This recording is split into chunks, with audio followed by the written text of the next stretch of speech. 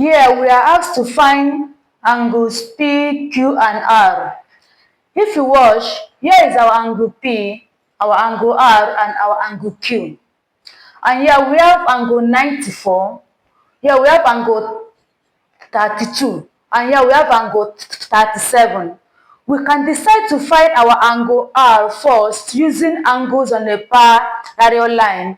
If you watch, these two lines are parallel, so we can decide to extend this line. Now, our angle R is equals to this angle here. Reason, alternate angles. Like I said in my other videos, once you be able to form a zigzag line, that means the two angles are alternating. Now this is Z, these two angles are alternating, so our angle R is equals to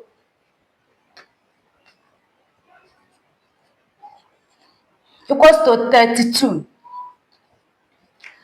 Now we have gotten our angle R. We can try to find either our angle Q or angle P first using sum of angles in a triangle. If we are finding our angle Q, that means we are using this one to find it. And if we are finding our angle P, we are using this triangle. Once we sum up these angles, we equate them to 180. Okay, let's find our angle Q. Finding our angle Q, we have Q plus 32, that's this angle R here, plus this angle 37 equals to 180.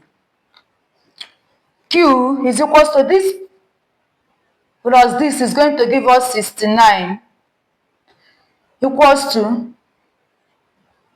180.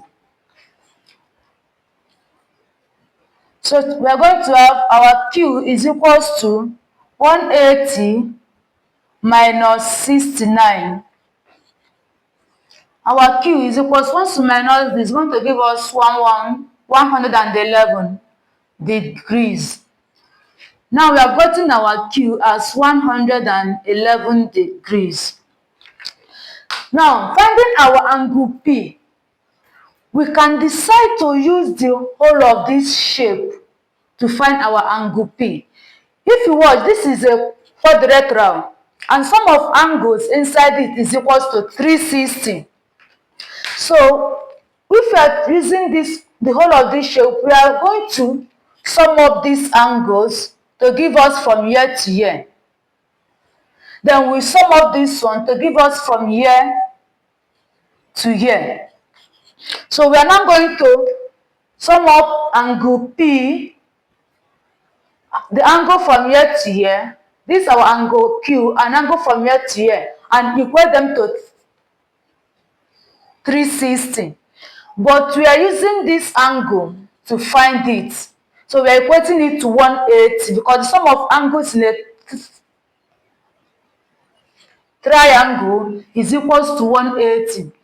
So we are going to have our P plus 94 plus 32 equals to 180. We are going to have P plus, adding these two things, we are going to have 126 equals to 180. Our P is going to be 180 minus 126. So our P is going to be, once we minus, we are going to have 54 degrees.